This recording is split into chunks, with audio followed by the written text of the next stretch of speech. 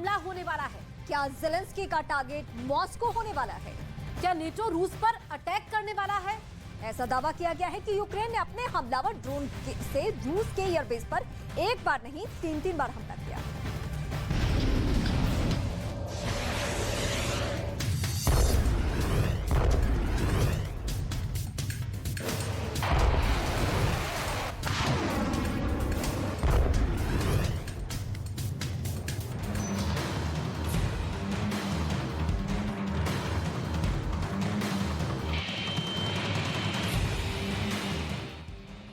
क्या मॉस्को पर हमला होने वाला है?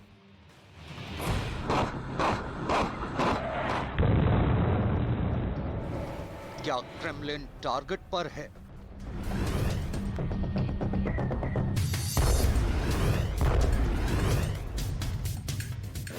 रूस के कितने सैन्य ठिकाने खतरे में हैं?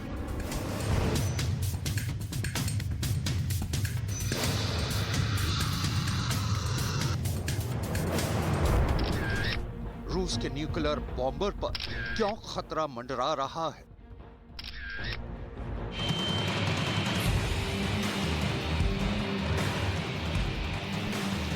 क्या रूस के परमाणु तहखानों पर ड्रोन अटैक होने वाला है?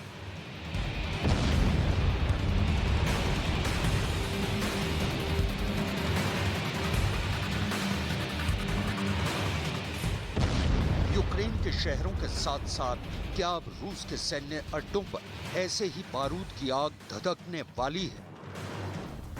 क्या यूक्रेन के ड्रोन रूस के परमाणु युद्ध करने वाले न्यूक्लियर बॉम्बर को तबाह करने वाले हैं? सबसे बड़ा सवाल, क्या यूक्रेन के अटैकिंग ड्रोन से रूस की सेना खौफ में है? ऐसे दावे क्यों किए जा रहे हैं? इसका साक्षात प्रमाण देख लीजिए।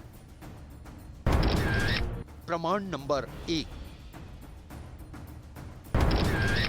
प्रमाण नंबर 2, प्रमाण नंबर 3, प्रमाण नंबर 4, प्रमाण नंबर 5, प्रमाण नंबर 6, प्रमाण नंबर 7, प्रमाण नंबर 8, प्रमाण नंबर 9, प्रमाण नंबर 10।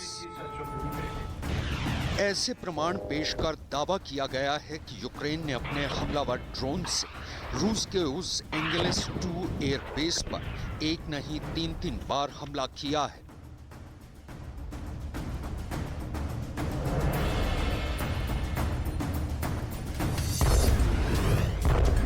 हमला नंबर 1,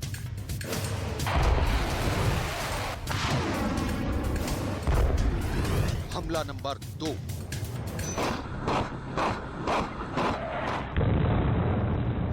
हमला नंबर 3। यूक्रेन के इन हमलों के प्रमाण के तौर पर रूस के एयर डिफेंस के सक्रिय होने के इस वीडियो को पेश किया गया है।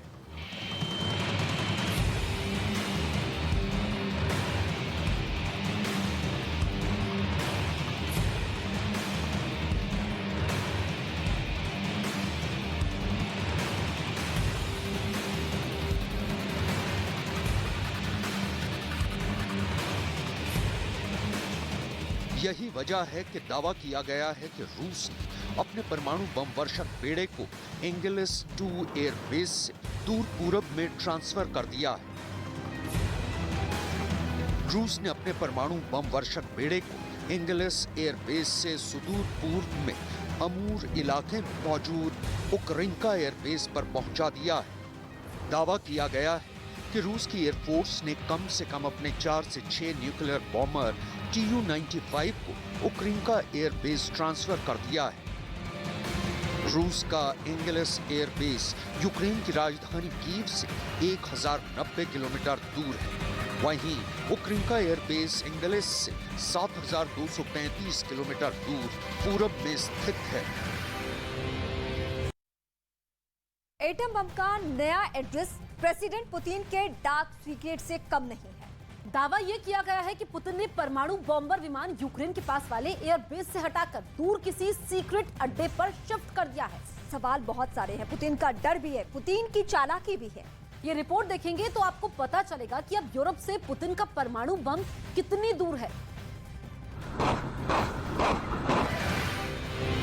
रूस की सेना ने अपने न्यूक्लियर बॉम्बर को आखिर यूक्रेन से इतनी दूर पूरब में क्यों शिफ्ट कर दिया है, इसको लेकर 4 ठोस वजह पेश की गई। वजह नंबर 1, यूक्रेन की राजधानी कीव से 800 किलोमीटर दूर रूस का रयाजान मिलिट्री बेस पर हमला हुआ है। कीव से 800 किलोमीटर दूर रूस के कुर्स्क एयरफील्ड पर ड्रोन अटैक हुआ है।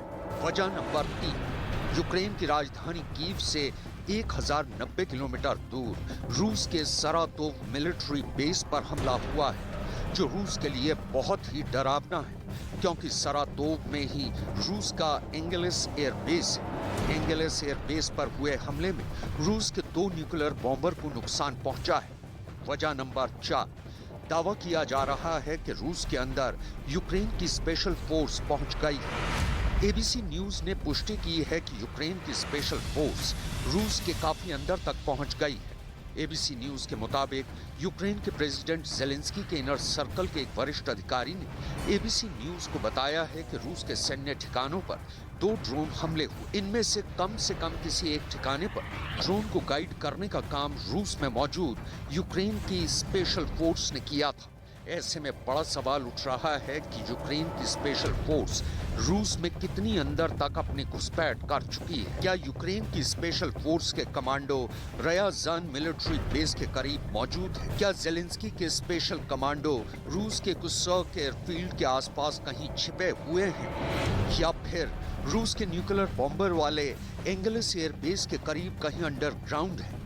अगर ऐसा सही साबित हुआ तो इससे इनकार नहीं किया जा सकता कि जेलेंस्की के स्पेशल कमांडो रूस में 800 किलोमीटर से लेकर 1100 किलोमीटर अंदर तक पहुंच गए हैं। अगर ऐसा है तो रूस पर बहुत बड़ा खतरा मंडरा रहा है। रूस में आत्मघाती हमलों की आशंका बढ़ गई। यूक्रेन की स्पेशल फोर्स को अमेरिका की सील और ब्रिटेन के SAS कमांडो ट्रेंड कर चुके हैं। यही वजह है कि पुतिन की टेंशन बढ़ गई है। रूस की स्पेशल फोर्स स्पेत्सनाज़ अलर्ट पर है। साथ ही साथ रूस के न्यूक्लियर बॉम्बर खतरे में है। रूस या कहीं कि मॉस्को पर क्यों ड्रोन अटैक का खतरा बताया जा रहा है, इसके पीछे की वजह भी रूस के एयरबेस पर हुए हमलों को माना जा रहा है।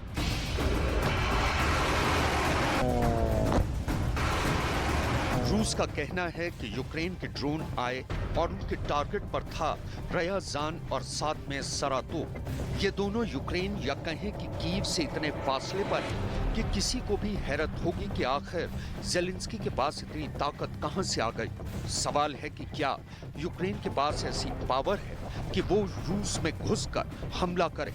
दोनों जगह हमला करने के लिए ऐसे ड्रोन चाहिए जो 1000 किलोमीटर का सफर तय कर सके।